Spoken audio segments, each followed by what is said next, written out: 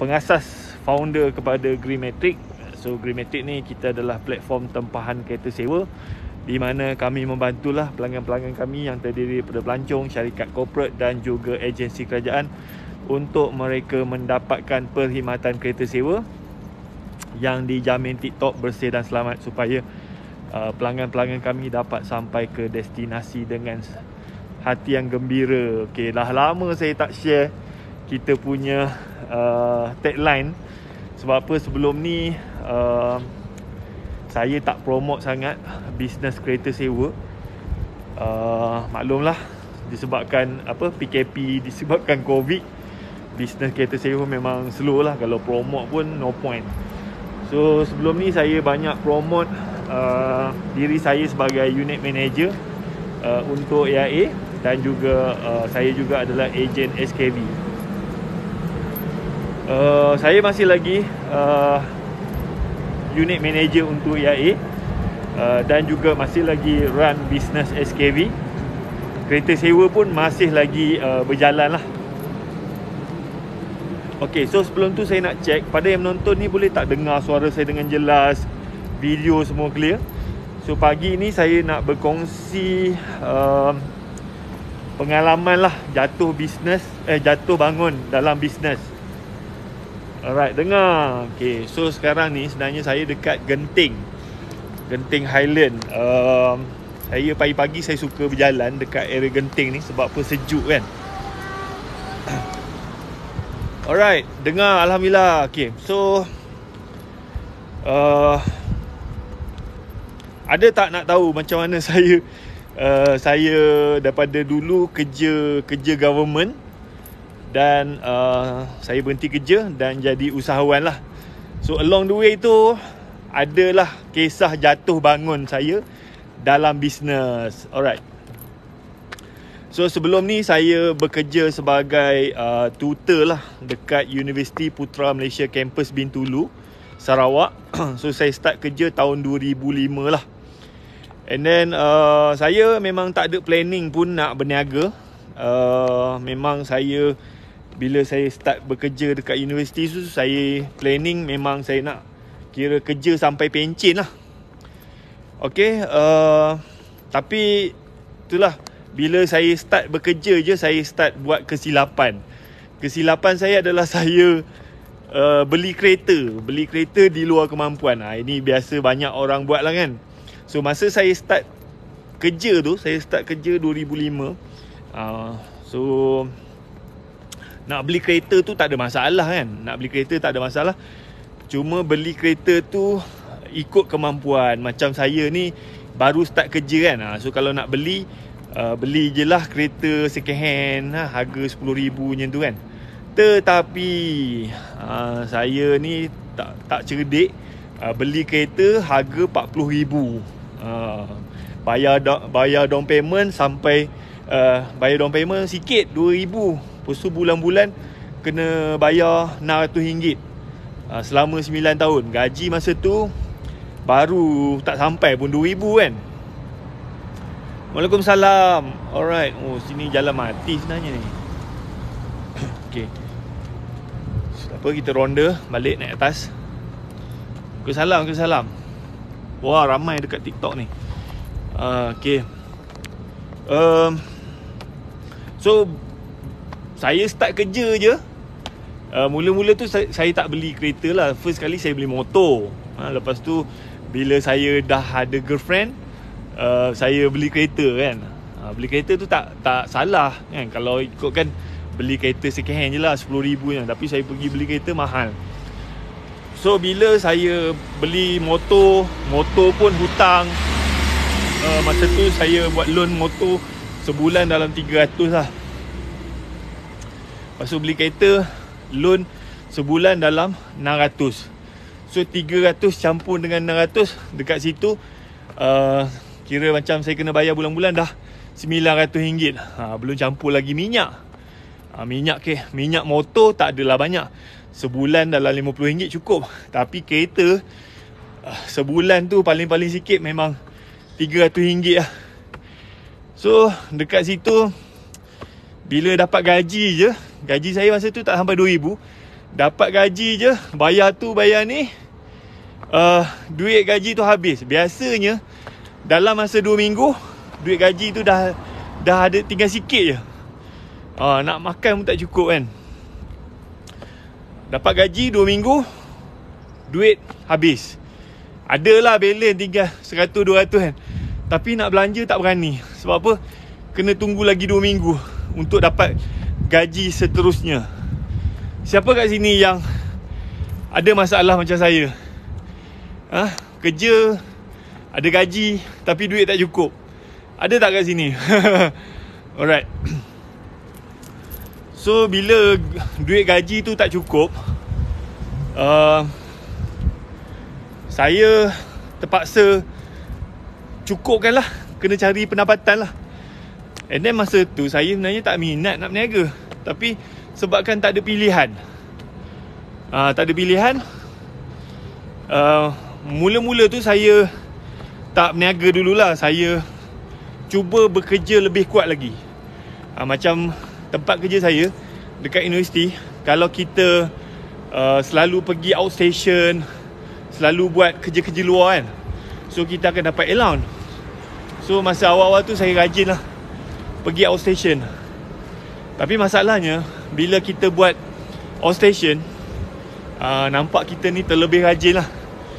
So ada orang tak suka lah kita kerja dekat kerja government. Kalau kita terlebih rajin, so adalah orang yang tak suka kan. Alright. So sampai satu tahap, masa saya rajin sangat dekat kerja kat universiti tu, saya kena fitnah. Macam ada orang dengki lah, cakap saya makan rasuah bla bla kan. So saya pun fikir, aku ni kerja rajin just nak tambah income je sebab gaji tak cukup kan. Tapi semakin saya rajin buat kerja dekat universiti, semakin banyak masalah saya dapat. Okay, so saya pun fed up lah. Malas aku nak kerja rajin-rajin lah. Kan kerja rajin-rajin banyak cerita pula kan. So lala saya fikir saya kena tambah income. Ini di Turki ke? Tak, ini dekat Genting. Dekat Genting. Okay. So saya kena nak tambah income ni. Macam mana lagi? Kena berniaga. Tapi masa nak start berniaga tu, saya tak tahu nak berniaga apa kan. Cuma kebetulan masa saya bekerja tu, saya ada student saya ni, dia suka pinjam kereta. Kan. So saya baik lah dengan student saya ni. And then saya pula masa tu ada kereta baru kan. Kereta baru. So student saya ni selalu lah datang office, borak-borak. Habis tu, Cik Wahid, boleh tak kita orang pinjam kereta? So biasanya dia orang pinjam kereta tu nak beli barang lah. So saya pun bagi. Masalahnya student saya tu dia perempuan. Dia 3 orang.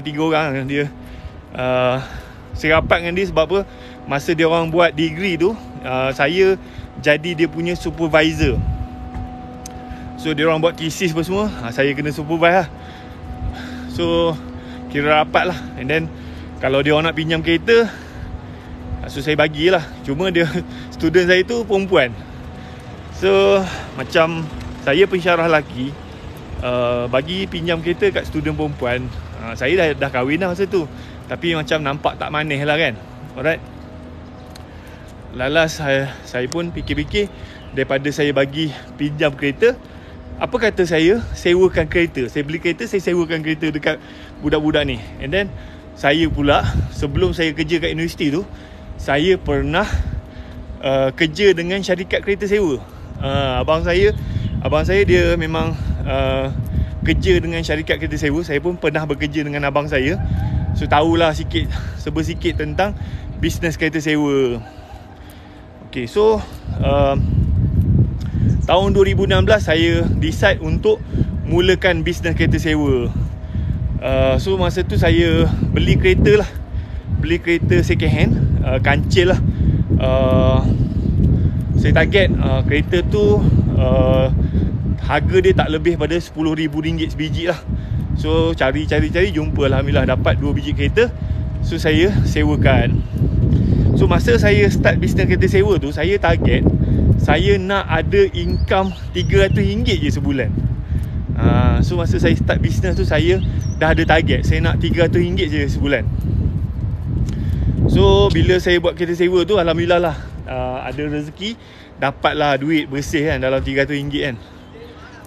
Ya Allah, penat. And then masa saya buat bisnes kereta sewa tu, kira macam tak ada pesaing lah. Belum ada lagi orang buat servis kereta sewa dekat universiti tempat saya bekerja. So kira macam permintaan banyak. Kereta pun ada 2 biji je. Student ada 5,000 orang. Memang demand tu hari-hari ada lah. So daripada duit sewa tu, saya bayar loan kereta. Lepas tu balance tolak-tolak, dapatlah bersih dalam RM300. Okey, itu permulaan saya buat bisnes kereta sewa. Saya sebenarnya tak ada planning pun nak buat. Cuma disebabkan masalah kewangan. And then bila saya buat bisnes kereta sewa tu, rupa-rupanya permintaan kereta sewa tu banyak. Saya ada kereta 2 biji je.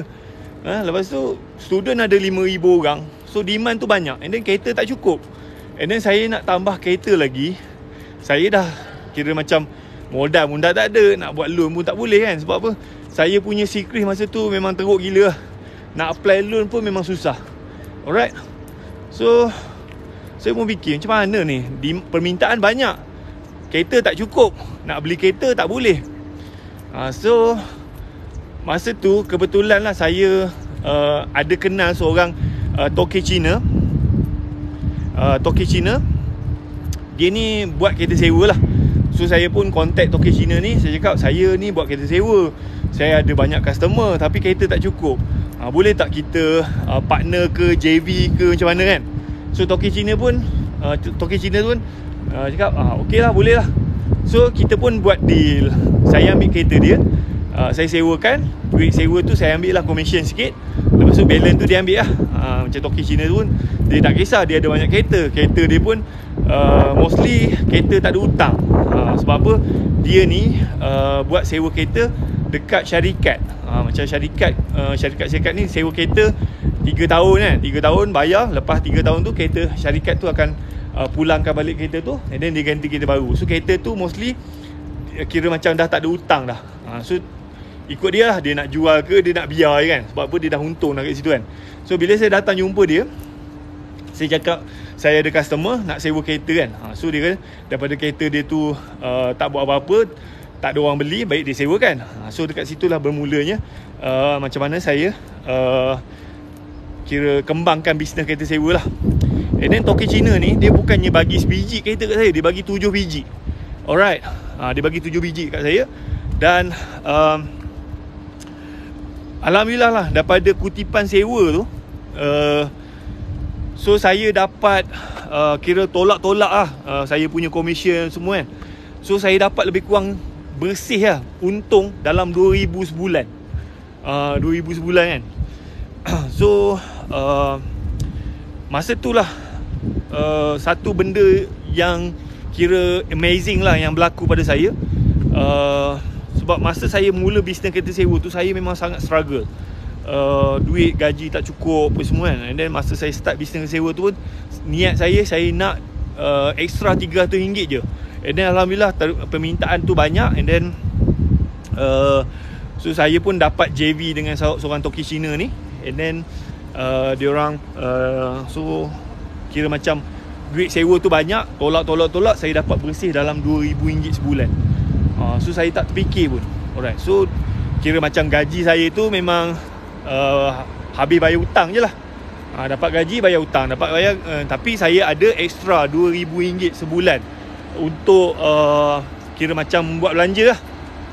Alright. You all ni dengar tak saya cerita ni? Ke saya cakap seorang-seorang? Ada ke yang menonton saya punya video ni? Saya belanja sikit view dekat, sekarang ni saya kat Genting tau. Dekat Genting. So saya suka pagi-pagi jalan. Memang sejuk lah. Memang sejuk kan. Alright. Ada. Okay. Thank you. Dengar bosku. Thank you. Alright. So alhamdulillah saya pun buat sewa and then saya start 2006, 2007, 2008.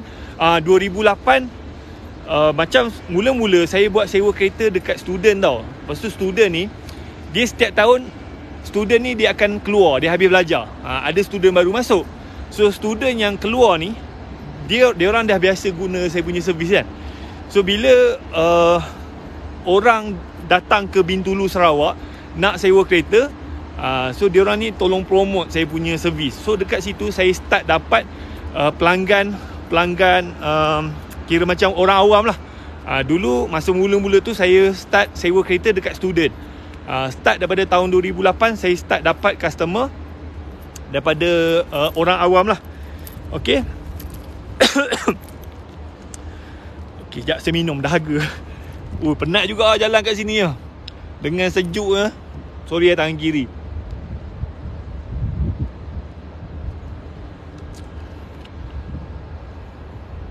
Baru beli kereta cash ni. Struggle. Okay, sekejap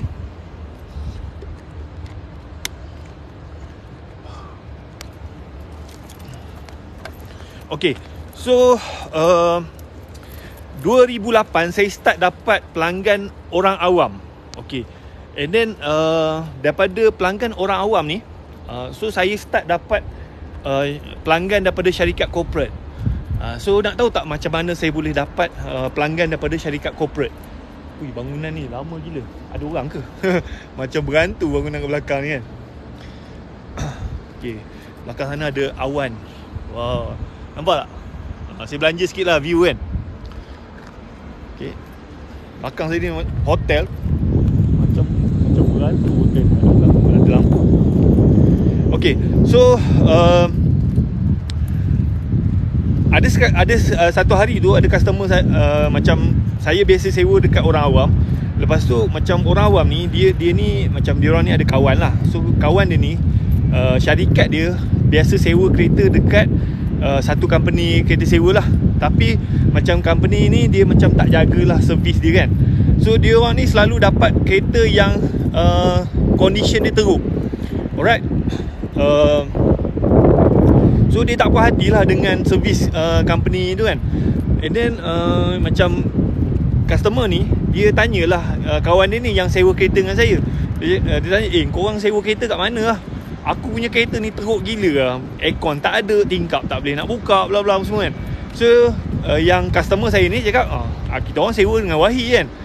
So kereta saya tak adalah baru semua. Cuma sebelum saya sewakan kereta tu, saya make sure kereta tu okey lah kan. So dia pun contact saya. Dia kata, Wahi boleh tak supply kereta kat saya? Saya sewa kereta dengan company ni, teruk gila lah kereta dia. Kereta tak ada aircon, tingkap tak boleh nak buka apa semua. Tak selesa kan. So saya pun masa tu sebenarnya saya tak ada kereta pun. So saya baik dengan toki Cina ni kan. Saya tanyalah dia. Dia kata, Desmond ada tak kereta lebih lah? Sebab saya ada customer ni nak sewa kereta 2 minggu kan. So Desmond pun cakap ada. And then so saya pun supply kereta dekat customer ni. So masa tu saya ingat lagi customer ni sewa 2 minggu. 2 minggu lepas tu saya charge dia RM1,300. Lepas tu saya punya commission dalam RM150 lah macam tu kan. Sebab apa, Desmond dia ambil RM1,150 kan. Alright, so customer ni dia dapat kereta tu kebetulan kereta baru kan. So dia suka lah. Dia suka, lepas tu dia inform dekat boss company dia kan. And then dia cakap, boss, kalau kita datang Bintulu boleh tak kita ambil kereta dengan Wahi? Sebab kereta dia elok. Kereta yang kita dapat ni teruk, dia kata kan. So boss dia pun biasa datang Bintulu, memang selalu dapat kereta teruk kan. So boss dia kata tak apa, nanti aku nak turun Bintulu, aku nak jumpa Wahi kan. So boss dia pun turun, datang Bintulu, jumpa saya lah. So saya ingat lagi nama boss dia tu Tuan Zaki lah.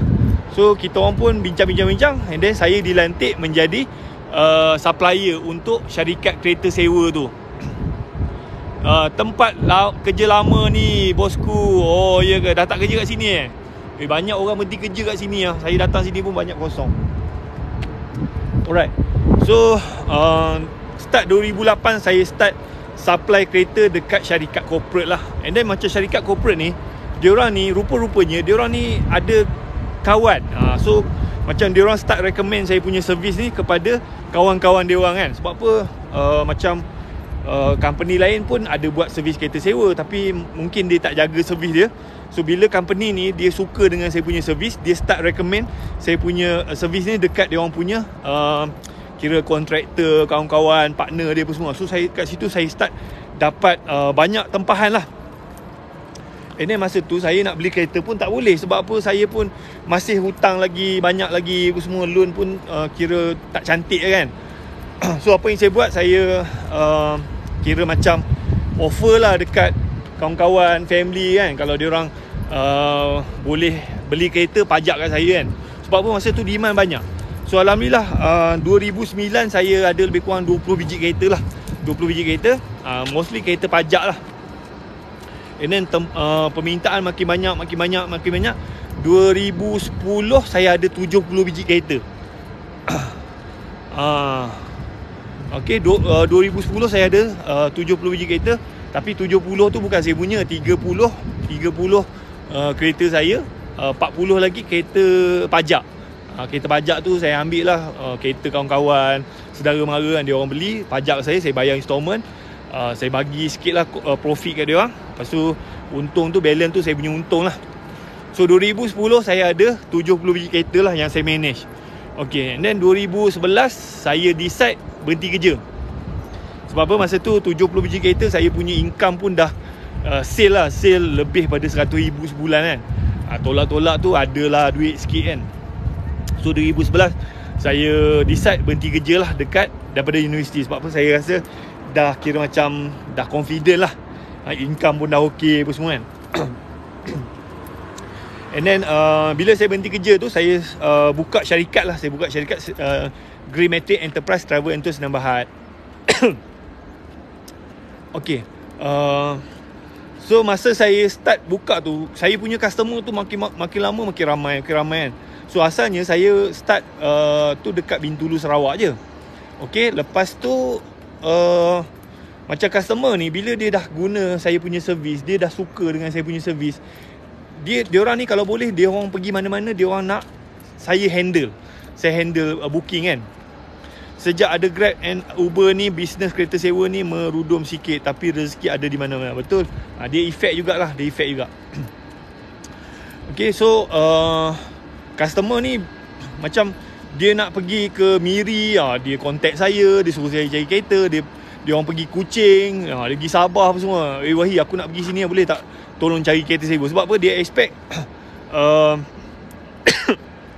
dia dapat servis sama macam saya provide lah kan. Okay, so saya pun masa tu saya mana ada cawangan apa-apa pun. Saya hanya dekat Bintulu saja. Okay, minum sekejap. Saya hanya minum dekat Bintulu je. Minum kat Bintulu. Saya hanya beroperasi dekat Bintulu saja kan. Okay. And then so apa yang saya buat, saya masa tu company pun kecil lagi, nak deal dengan syarikat-syarikat besar apa semua saya tak berani lagi. Sebab apa? Macam kita pun baru lagi kan, nak deal dengan company-company yang besar, dia orang pun mungkin tak percaya kat kita. So saya pun start deal dengan pengusaha kereta sewa kecil-kecil lah. Kalau ada booking je, saya pun contact lah siapa-siapa yang buat kereta sewa dekat mana-mana area. And then saya tanya harga, saya markup sikit, saya makan commission macam tu lah. Cuma masalahnya bila saya deal dengan pengusaha kereta sewa kecil-kecil ni, dia orang punya SOP tu, dia punya standard tu tak sama kan. Biasanya memang saya kena lipat lah. Contohnya macam kita dah deal apa semua, customer pun dah confirm. Bila customer nak ambil kereta tu, tiba-tiba dia orang menghilangkan diri. Telefon tak angkat, mesej tak balas apa semua. So customer dia nak kereta kan, bila tak dapat kereta, of course lah customer marah, dia tak peduli pun. Tapi yang buat nanya tu bukannya kita kan, orang lain kan. So saya macam mana ni kan. So dekat situ saya decide, why not saya buka cawangan. Pernah jumpa kes customer bawa lari kereta sewa ke? Ada. Saya sepanjang saya buat bisnes kereta sewa, total 7 biji kereta saya hilang. 7 biji kan. satu biji kereta total loss, 7 biji kereta hilang. Tu pengalaman saya lah. Alright, so kereta hilang tu biasa. Cuma bila you dah pernah alami benda tu, and then you tahulah macam mana nak handle kan. Sebab apa, kalau macam kita berniaga kita tak tahu, and then kita buat kesilapan, and then kita belajar pada situ. Dan kalau kita masih lagi buat kesilapan yang sama, maknanya kita tak belajar apa-apa lah. Alright. Betul. Okay, so saya decide, why not saya buka cawangan sendiri kan. Tapi masalahnya nak buka cawangan tu modal besar. Sebab apa, kalau kita nak buka cawangan, kita kena beli kereta, kita kena ambil pekerja, lepas tu kena sewa tapak, nak sewa rumah apa semua. Sebab pekerja tu kena duduk kat area tu, lepas tu nak kena bayar gaji dia, bla bla kan. So sebulan untuk kita start buka cawangan, sebulan kita kena spend dalam RM5,000. RM5,000 kan. Kereta pun mana boleh kita beli sebiji dua, at least paling kurang 5 biji lah untuk bermula kan. 5 biji dengan staff, dengan sewa rumah apa semua. So sebulan dalam RM5,000 lah cost dia. Alright. And then kita kena kira reserve lah setahun punya bajet kan. Sebab apa, bila kita buka satu cawangan tu, untuk dia kira macam start balik modal, dia ambil masa setahun lah. Kita nak buat marketing, nak cari customer apa semua kan. So RM5,000 kali dengan 12 bulan, maknanya kita kena ada RM60,000 modal untuk buka satu cawangan lah. Kira modal tu bakar dulu kan. Lepas tu bila customer dah banyak, barulah kita start buat duit lah. Okay. Cuma masa tu saya bukannya ada modal nak buka cawangan kan. Nak buka cawangan kat Miri, nak standby 60, tak ada modal. So apa yang saya buat, kebetulan masa tu saya ada banyak kawan-kawan lah yang berminat nak belajar bisnes kereta sewa kan. Sebab apa, dia tengok saya daripada asalnya kerja makan gaji, ada masalah hutang, saya buat bisnes kereta sewa, dan daripada bisnes kereta sewa tu saya boleh settlekan hutang saya dan saya boleh berhenti kerja. So ramai orang yang terinspirasi dengan saya punya story tu lah. Alright. And then banyaklah yang mesej minta saya ajar macam mana nak buat bisnes kereta sewa kan. So saya pun fikir, daripada saya ajar dia orang ni, baik saya suruh dia orang join saya kan.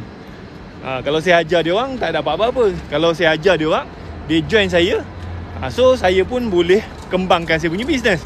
So dekat situlah timbulnya idea untuk saya buat macam program lah, program licensing.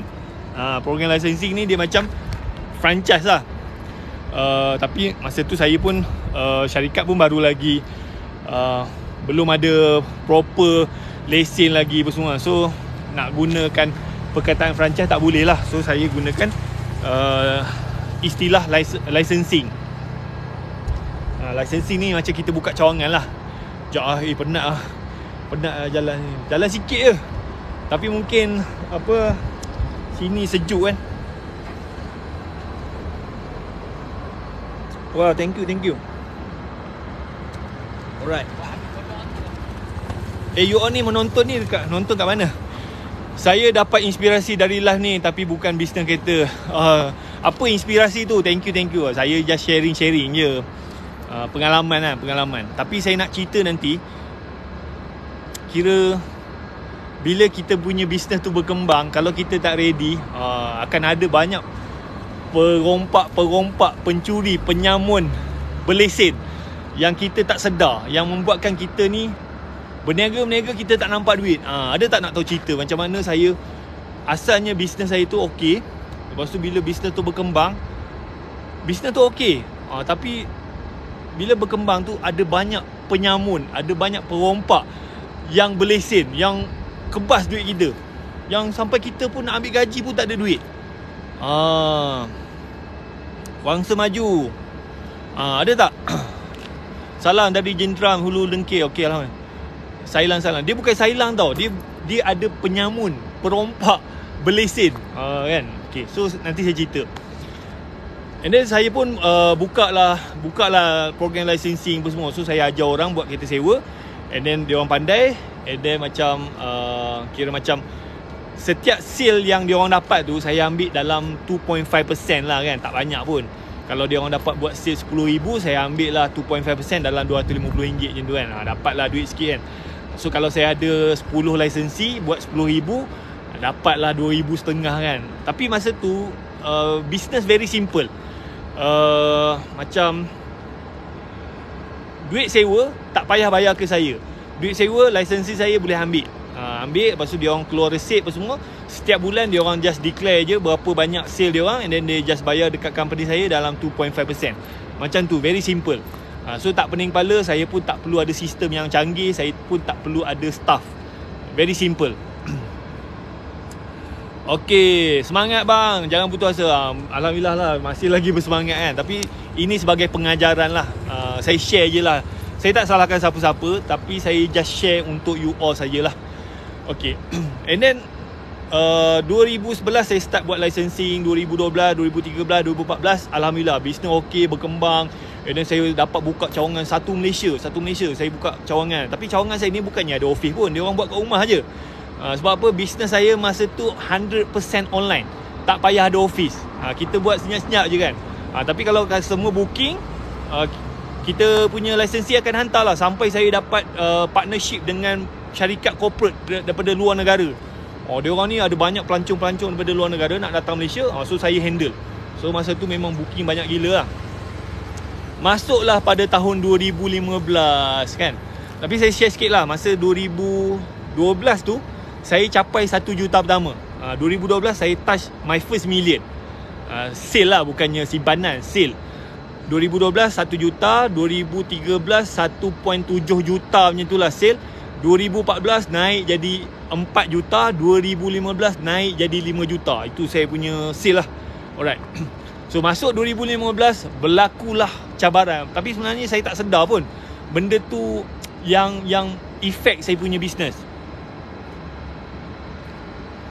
Betul, lisensi ni dia macam franchise lah. Tapi macam company yang kecil-kecil ni, kalau you nak sebut franchise, dia kena ada lah dia punya proses, dia ada akta apa semua. So tak boleh. So macam kita cakap je lah lisensi. Sebab apa, lisensi ni dia tak ada tertakluk pada akta. Cuma konsep dia sama macam franchise je. Alright, macam tu. Okay, masuk tahun 2015, nak tahu tak apa yang berlaku 2015? Cuba komen kalau nak tahu kan, 2015 apa yang berlaku. Alright, 2015 masa tu kalau you ingat GST. Saya bukan nak salahkan GST pun semua. Orang cakap lah GST 6% je pun kan. Tapi dia bagi impact yang besar lah kepada company saya. Alright. So bila kerajaan memperkenalkan GST, kalau macam sebelum GST tu, macam duit sewa tu tak payah masuk company pun tak apa. Customer bayar direct kepada saya punya lisensi kan. So lisensi saya just declare berapa dia punya sale, saya ambil 2.5%. Tapi bila GST diperkenalkan, duit tu memang kena masuk company. Sebab apa? Kita kena declare berapa sale, kita kena keluar tax invoice, lepas tu kita declare dekat custom. So bila jadi macam tu, dia kerja tu jadi banyak. Dulu kerja senang je. Okay. So satu, bila ada GST, kita kena ada sistem. Sistem tu pun bukannya murah. Lepas tu saya pun ada banyak lisensi kan. So bila kalau macam kita sistem tu satu user murah je, tapi kalau kita ada banyak lisensi, so kita kena ada banyak account. So sistem tu saja setahun saya kena bayar 12,000 untuk sistem tu. Sebab apa? Saya ada banyak lisensi lah. Kan. Alright. Okay. Untuk sistem tu saja saya kena, dulu tak ada. Pakai Excel pun okay, settle kan. Simple, very simple. Tapi bila ada GST je, saya kena ada sistem. Sistem tu saja kena bayar dekat company yang provide sistem tu RM12,000 setahun. Okay, tu cost lah. So bila sistem tu bukannya kita beli sistem benda tu running automatic. Kena ada pekerja. So saya kena ambil orang pekerja untuk manage the system kan. Lepas tu the system tu very complicated. Kira macam nak kena check duit masuk, nak kena buat tax invoice, nak kena release payment, nak kena check claim daripada saya punya lisensi pun semua. So jadi kerja banyak. Bila kerja banyak, satu orang staff tak cukup. Saya sampai kena ada 4 orang staff handle bahagian account. So satu orang staff gaji dalam 1,500. 1,500 kali dengan 4, 6,000 sebulan. Sebulan kena bayar gaji untuk handle the system saja 6,000. Alright, jadi kos lah. Lepas tu macam saya punya royalty sikit je, 2.5% kan.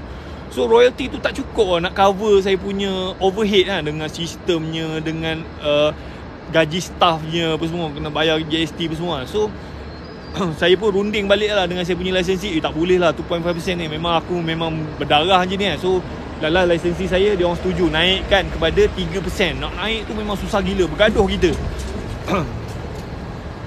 Alright. Okay, so saya tak salahkan GST lah, tapi ini efek kepada company saya lah. Alright. And then GST juga dia bagi efek kepada syarikat saya. Masa tu saya punya lisensi banyak keluar beramai-ramai, banyak lari. Saya dah hajar dia orang dah buat duit, dia orang dah pandai. Bila GST masuk je, dia orang tak boleh nak handle. Sebab apa? Banyak benda nak kena handle, nak kena declare tax, nak kena buat tax invoice, nak kena tunggu payment apa semua. So dia orang ni kecil-kecil je pun struggle pun, bukannya untung banyak pun, tapi bila ada GST je, benda tu terlalu complicated, macam pening kepala. So banyak saya punya lisensi keluar lah, tak tahan kan. Sebab apa? Kalau dia orang stay dengan company saya, dia orang kena GST apa semua kan. Lepas tu macam dekat luar sana ada banyak orang buat kereta sewa yang kecil-kecil ni. So contohnya macam dia orang sewa harga RM100 kan. Kalau dia under company saya, dia kena tolak lagi 6%. Lepas tu saya pun ambil lagi bla bla. Tinggal paling-paling saya akan ambil dalam 12%. So dekat situ dia orang punya margin tu dah kecil. Macam dekat luar sana banyak lagi orang yang bukan bawah saya, and then dia orang kalau dia orang buat sewa RM100 lah. So masa tu saya punya lisensi memang ramai yang keluar beramai-ramai, kan. So memang sedih gila lah. Sebab kita dah bantu dia orang, kita dah train dia orang apa semua, and then kita pun tak boleh nak halang. Dia orang pun tak ada pilihan. Ahmad Malang kata GST baik untuk rakyat Malaysia. Memang bagus untuk kerajaan, tapi efek kepada syarikat kecil. Kalau you ni syarikat orang kayangan, okey. Kalau kita macam rakyat marhim, memang efek lah. Tapi alhamdulillah lah, macam saya masih lagi boleh sustain. Sebab apa? Income company saya tu bukan daripada royalty, bukan semata-mata daripada royalty. So saya ada beberapa income lagi lah. Saya pun masih lagi ada cawangan dekat Bitulu, masih make money. Lepas tu macam orang nak join company saya pun saya charge lisensi. Masa tu saya daripada lisensi tu asalnya RM1,000, saya naik RM3,000. Lepas tu naik jadi RM10,000 lah. So duit tu bolehlah cover. Tapi masa tu tuan-tuan, saya punya profit margin jadi kecil. Sebelum GST memang seronok lah, kira boleh ada duit lah kan. Tapi bila GST je, sale naik, tapi saya nak ambil gaji, macam company tak boleh nak bayar gaji. Sebab apa? Nak kena bayar gaji staff, nak kena bayar tu apa semua. Lepas tu belum cerita lagi kalau kita salah declare, kita lambat declare apa semua, kena penalty bla bla apa semua, banyak benda. So kena dengan custom lagi, dengan lisensi keluar beramai-ramai lagi, dengan nak gaji staff, nak bayar sistem apa semua. So saya punya margin tu dah makin kecil kan. Okay, and then saya pun cuba kira kita cuba follow lah apa yang kerajaan tetapkan, kita cuba follow kan. Tak boleh juga kita berniaga kita tak follow tu kan. And then macam saya pun saya tak ada pengalaman berniaga. Lepas tu saya pun nak ambil pekerja pun, kita pun ambil pekerja biasa-biasa je lah. Bukannya macam bahagian account ni, at least kita kena ambil yang betul berpengalaman lah. So masa tu saya punya bahagian account, dia tersilap. Saya kena penalty dengan LHDN RM230,000 sebab silap declare. Silapnya kenapa? Masa saya start bisnes kereta sewa tu, kebanyakan kereta saya beli atas nama personal. So bila saya buka syarikat 2011 kan, buka syarikat, so sepatutnya saya kena buat agreement dengan syarikat saya, mengatakan saya sewa kereta tu dekat syarikat saya. So masa tu kita orang tak buat benda tu. So bila macam dapat duit sewa, kita bayarlah installment tu macam biasa. So bila sampai dekat LSDN check, okay, duit yang you bayar ni, sebab apa? Tidak ada agreement antara owner kereta dengan syarikat. So benda ni tidak boleh dikecualikan cukai, dan LHDN kenakan cukai dan penalti. So saya kena penalti RM230,000. Alright.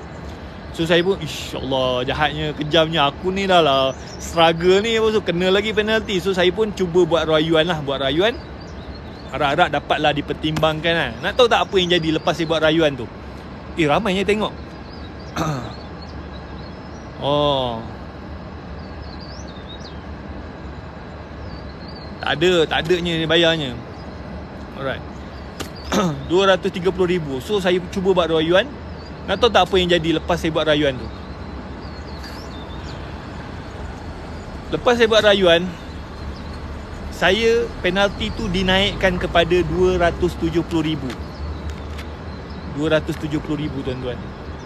You bayangkan, you kena RM230,000, you buat rayuan, LHDN naikkan penalti tu RM270,000. So you nak buat macam mana? So you nak rayu lagi. Kalau you rayu lagi, penalti tu akan naik lagi.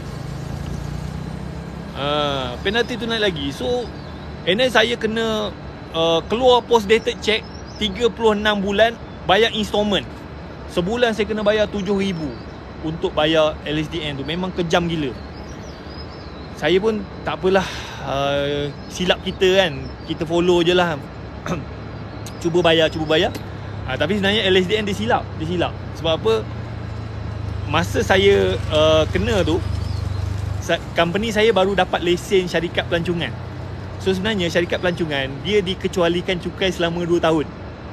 So maknanya 2015, 2016, 2017 patutnya saya dikecualikan cukai. Tapi LHDN dia pergi cas saya penalti untuk tahun 2015. So dia orang tersilap lah. So bila kita argue, LHDN pun terdiam. Alright.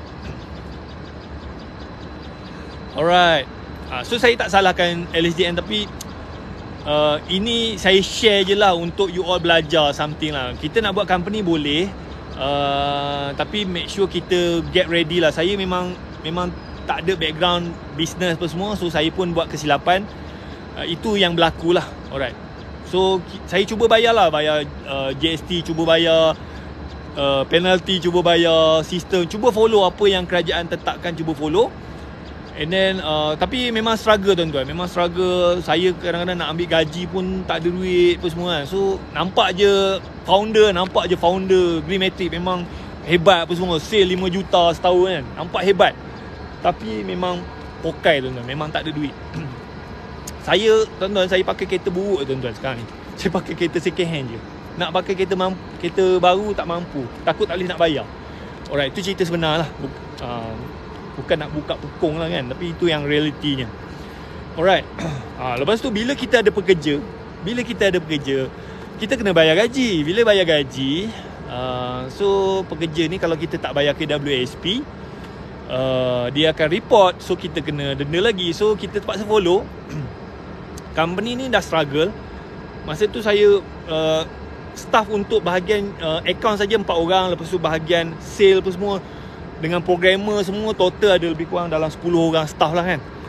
So staff ni kita bayar gaji dan kita kena bayar KWSP. So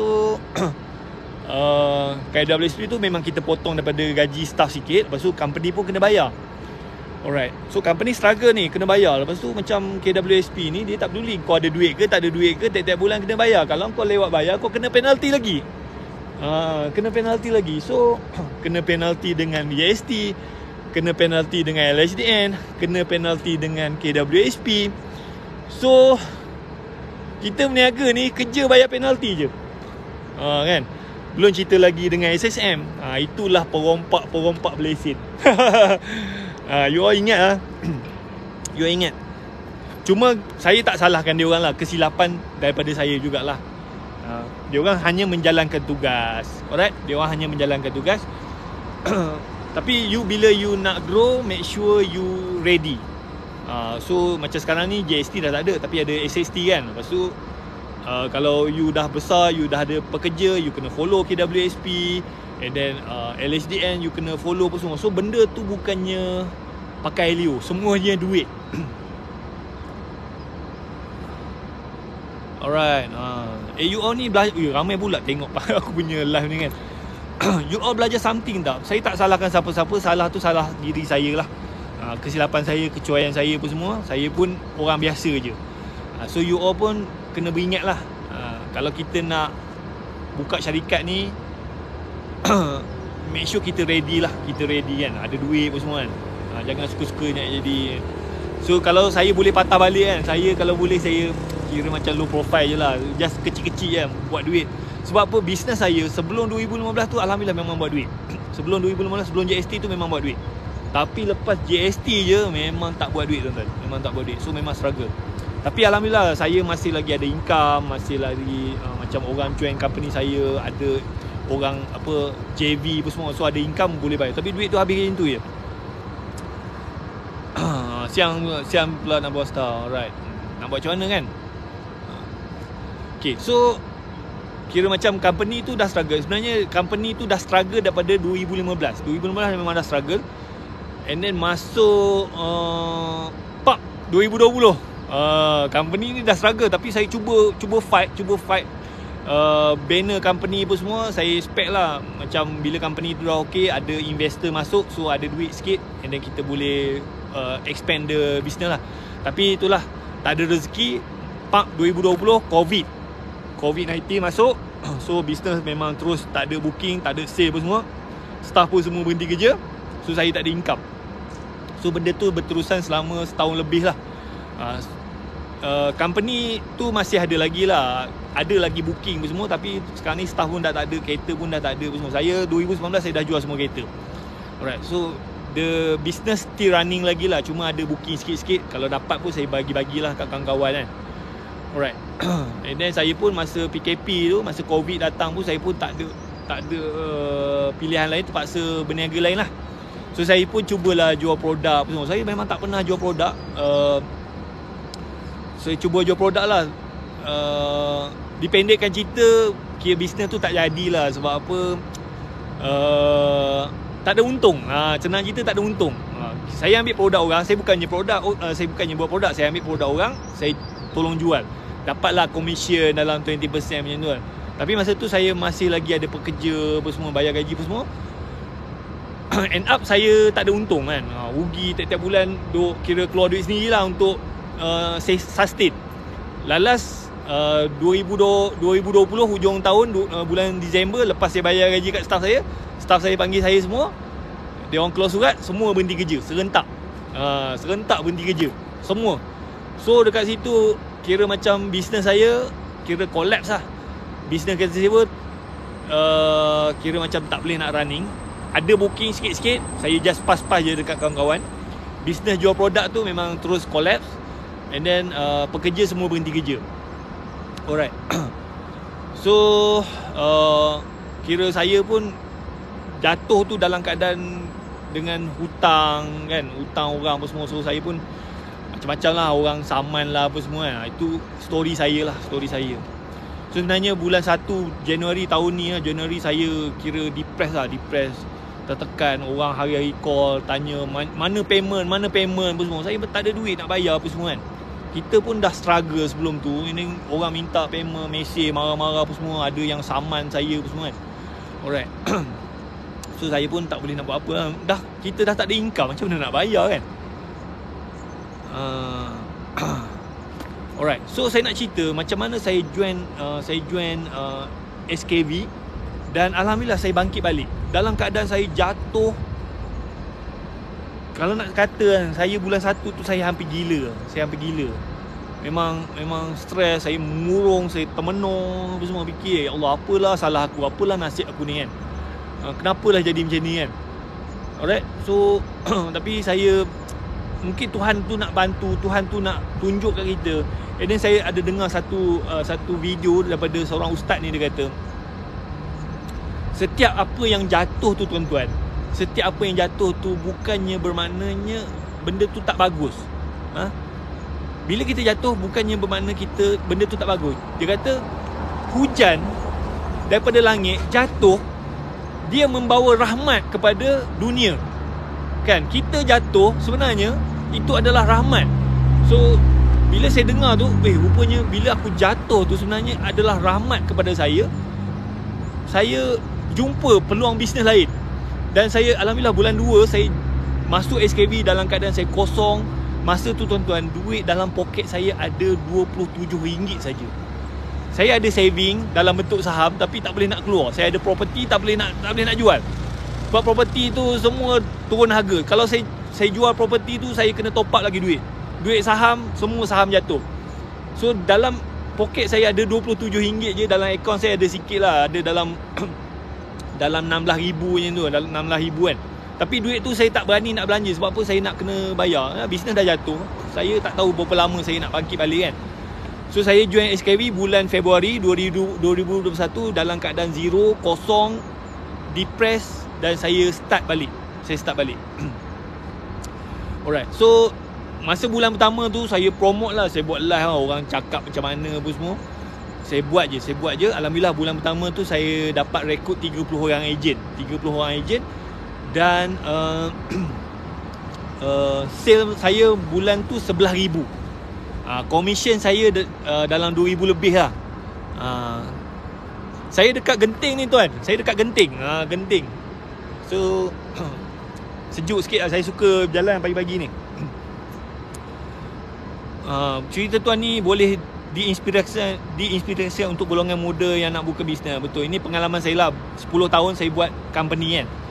Saya tak salahkan siapa-siapa. Saya tak salahkan LHDN ke Custom ke KWSP. Saya tak salahkan. So itu semua kecuaian saya, kesilapan saya. Saya minta you all belajar daripada situ lah. Alright. So kalau you nak buka company, make sure you ada ilmu, you ready. Kalau tak, you senyap-senyap dulu kan. You kumpul duit dulu, baru you start growing lah. Okay.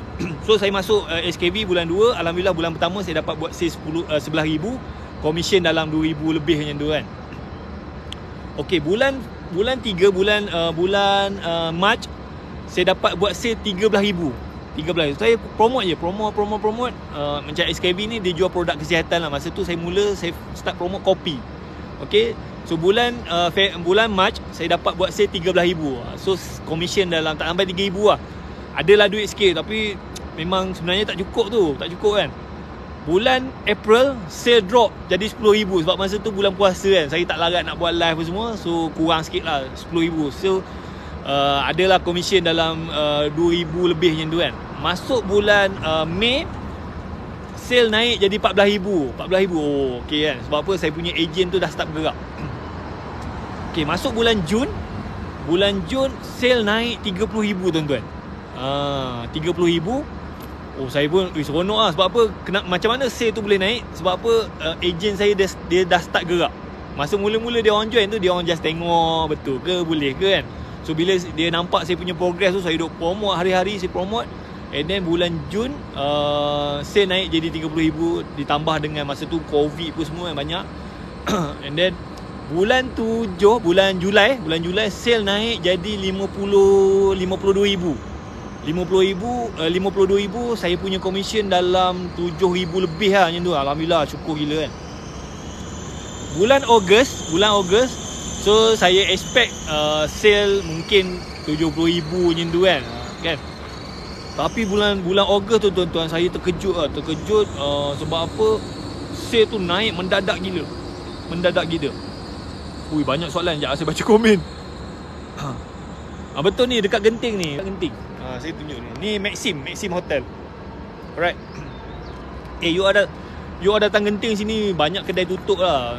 Nak datang, nak jalan-jalan boleh lah. Tapi nak shopping tu semua banyak benda tutup lah kan. Alright.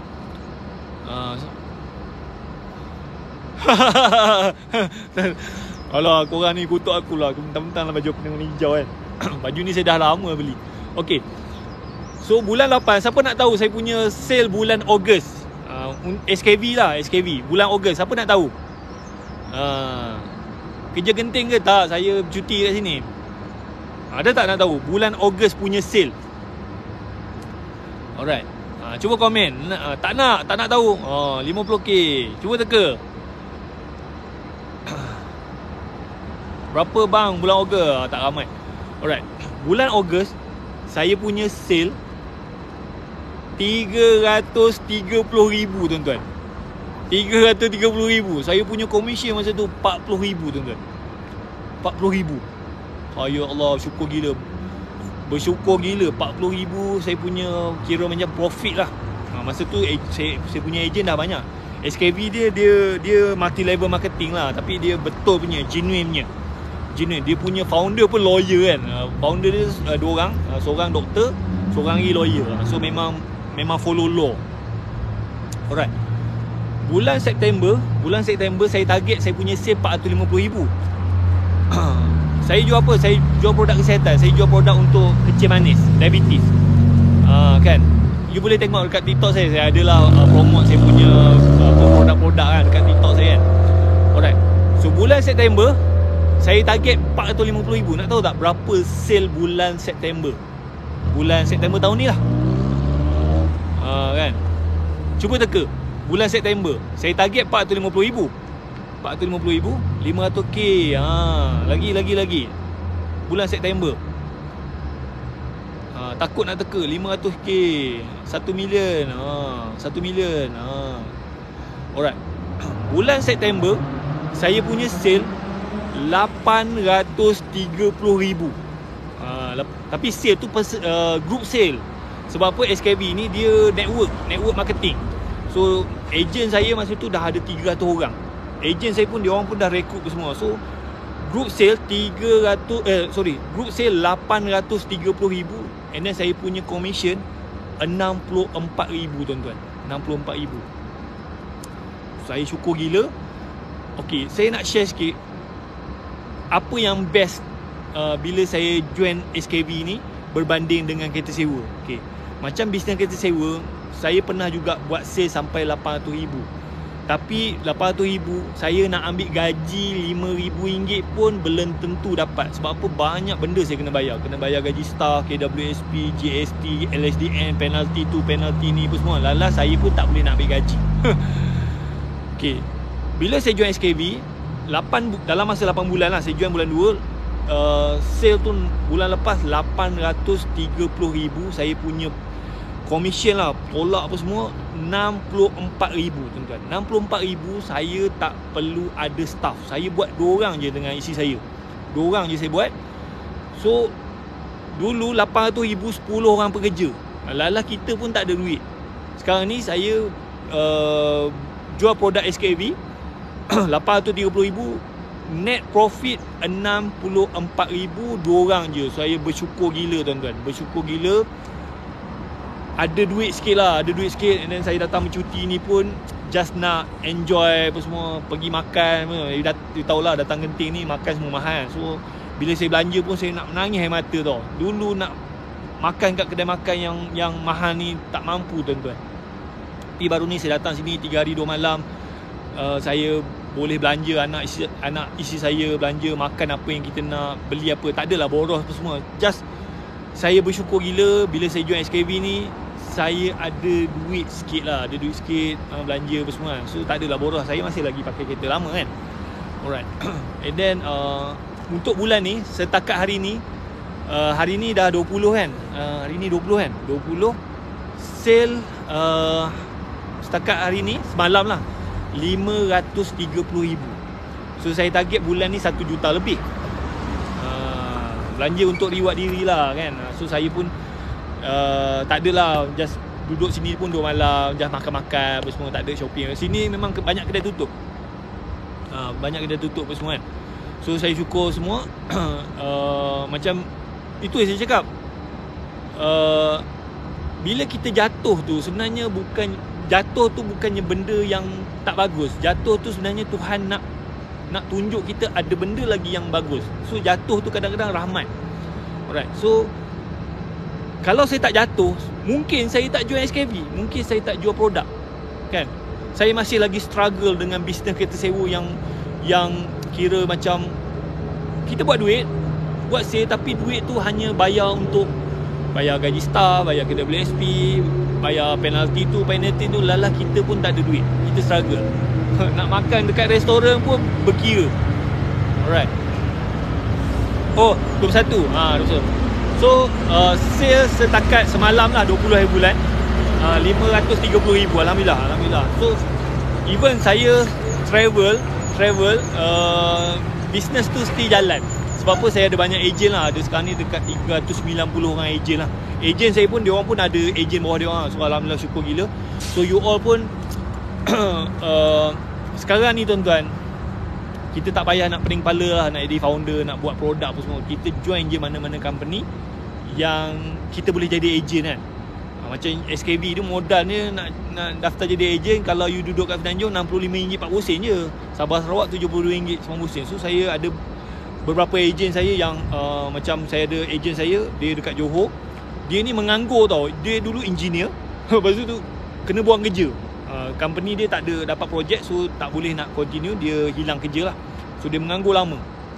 Cuba minta kerja, kira macam susah lah nak dapat kerja engineer kan. Dia takkanlah nak minta kerja kerani kan. Dia biasa kerja engineer, tiba-tiba dah tak ada kerja, takkanlah minta ni. So dia menganggur. Nasib baiklah isi dia tu cikgu kan, boleh lah. Tapi orang duk mengata dia lah, mengata dia apa semua, makan duit bini lah, makan duit bini apa semua. Last dia join SKV under saya. So bulan lepas saya tanya dia lah, dia join bulan 5 tahun ni. So total sale dia setakat bulan September 63,000. Dan saya tanya dia, berapa kau punya bonus commission kau? Dia kata 5 bulan dia punya bonus dia 17,000. 17,000. So dia duduk kat rumah je, jaga anak, isi dia kerja jadi cikgu apa semua. So sebulan, dalam masa 5 bulan dia dapat dalam 17,000. And then sekarang ni pun dia punya sale pun dah growing lah. Sebab apa, dia pun dah ada banyak ejen. So SKV ni kalau you mencari peluang bisnes apa semua, so saya sangat recommend lah untuk you join SKV. Modal rendah je, you daftar je.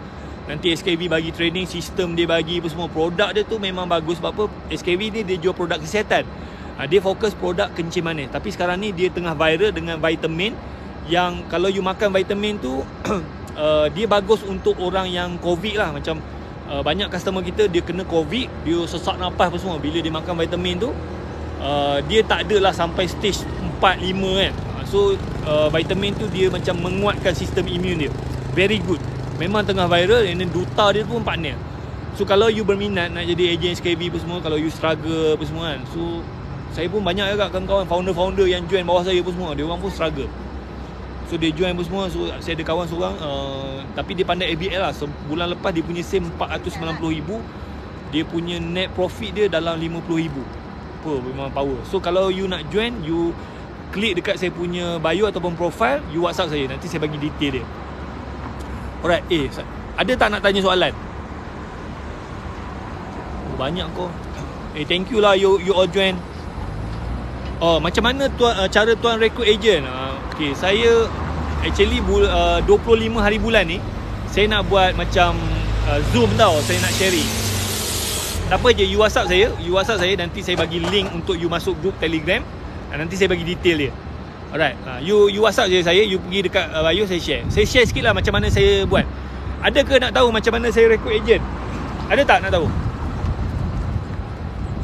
Betul, jadi founder nak urus banyak benda, better jadi ejen, betul.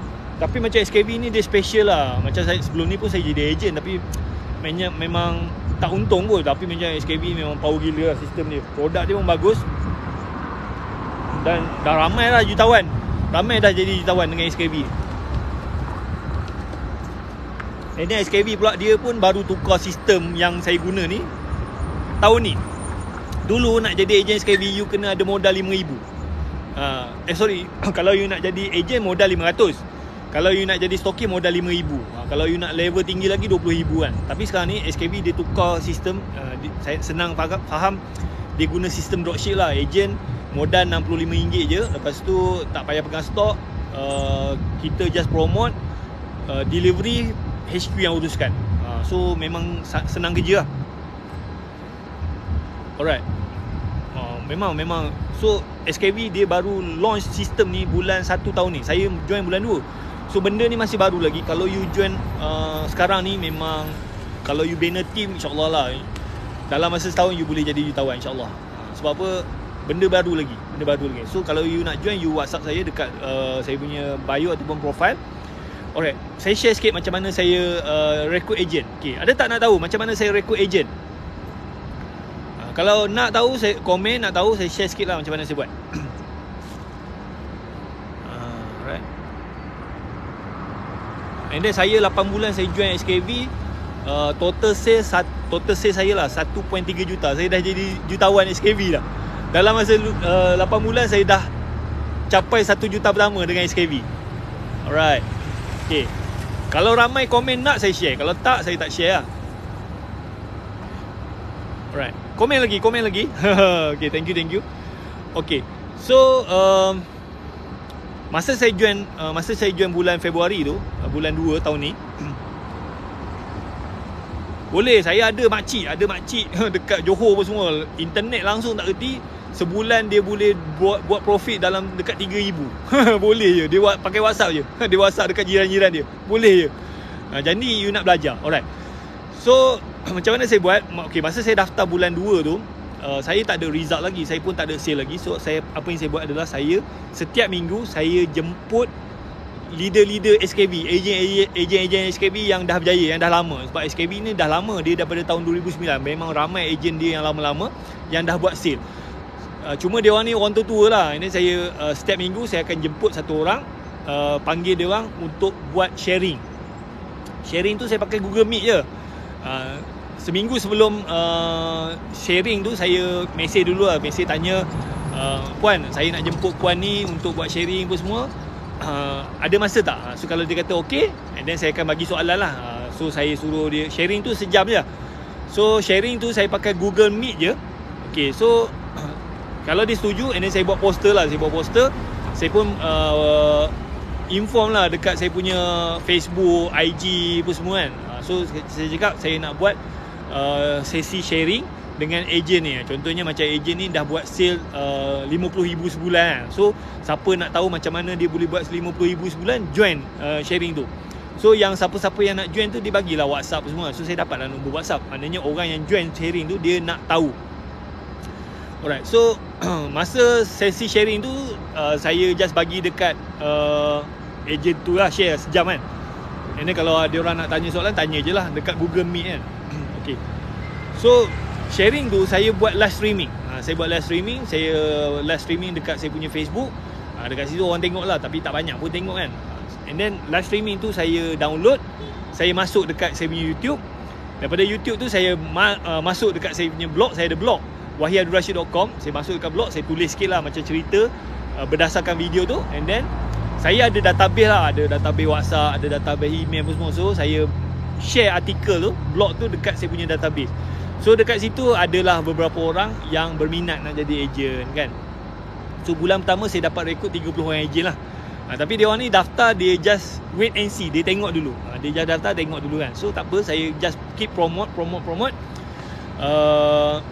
And then bila saya dah ada ejen, dia orang pun start beli, saya dah ada result, saya dah ada sale. Mula-mula tu saya showcase kejayaan orang lain dulu. Saya tunjukkan kejayaan ejen terdahulu. Lepas tu bila saya dah ada ejen, saya dah ada sale, saya start showcase saya punya result. So saya cakap lah, ini sale, alhamdulillah salenya saya dapat jual ni semua. So dekat situ ramai yang berminat. So dekat situ saya punya ejen bertambah. And then 4 bulan pertama saya punya sale tu maintain je, paling tinggi 14,000. Lepas tu masuk bulan kelima, sale naik jadi 30,000, 50,000, 300,000, 800,000. So saya showcase saya punya result. So lama-lama makin ramai orang join. Sekarang ni saya punya ejen total dalam masa 9 bulan saya join 390 orang. Ni kebetulan lah, saya beli baju ni dah lama lah, teruk betul lah. So alang-alang kan, dulu company saya Green Matrix, so saya suka warna hijau, so saya belilah baju warna hijau. Kebetulan ada Squid Game kan. Macam tu lah saya buat. And then you pun boleh buat. So kalau nak recruit agent ni, dia ada 3 formula je. First kali recruit, kita kena keep recruiting. Macam mana nak recruit, kita buatlah poster ke semua untuk tarik orang. Okay, lepas recruit, kita retraining. Kita bila dia dah join jadi agent, kita ajar dia, kita make sure dia buat duit. And then bila buat duit, kita showcase result. Dia 3R: recruit, recruit, retraining, result. 3 tu je. Saya buat benda ni je. So alhamdulillah lah, sale daripada 11,000 naik jadi sampai 800. And then insyaAllah saya target bulan ni 1.2 juta. So kalau you all berminat nak jadi ejen SKV, you WhatsApp saya, you klik dekat bio ataupun profile, nanti saya bagi detail dia. And then nanti pun saya akan bagi link, you masuk saya punya group Telegram. Nanti info-info saya share kat situ. Alright, saya rasa itu saja untuk hari ni. Thank you very much pada menonton. Saya minta maaf lah kalau ada salah silap apa semua. Dan saya doakan pada yang menonton, anda jadi jutawan kaya berjaya, InsyaAllah. Alright, thank you, bye bye, Assalamualaikum.